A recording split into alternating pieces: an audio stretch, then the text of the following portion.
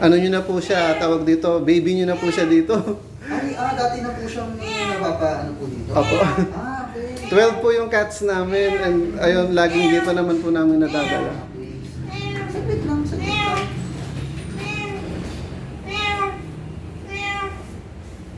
Hmm. 1 years old.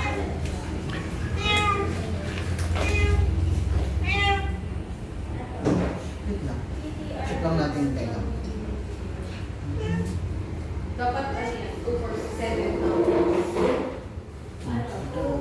Check natin yung pen. Hmm. BRC na. Saglit lang po.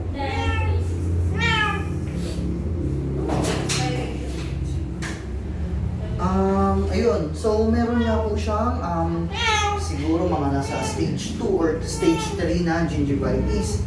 Ngayon, ang pinaka-cause po kasi nun ay hindi po kasi natin ma-determine through physical examination. Kailangan po siyang ma-CBC and depende po dun sa CBC kung ano po yung makikita natin. So, after po nun, magkakaroon pa po tayo ng testing. So, kung kunyari, mataas po yung infection niya, so may separate test po tayo dun. Then, kung mababa naman po yung dugo niya, may isa pa po tayong test.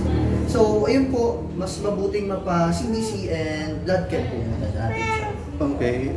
Magkano po yung, actually nagbigay na ng quotation doon sa sister ko, hindi ko lang natandaan. Magkano kayo yung CBC? Yung CBC po ay 800 and then yung blood chem naman po ay nasa 19. Pwede po yung separate muna yung blood chem sa CBC? Pwedeng CBC na lang muna? Yes po, pwede naman po. So, CBC na lang po muna and then after po ng CBC, saka doon na lang po tayo mag-test for mga viruses. Alright, sige po. Okay.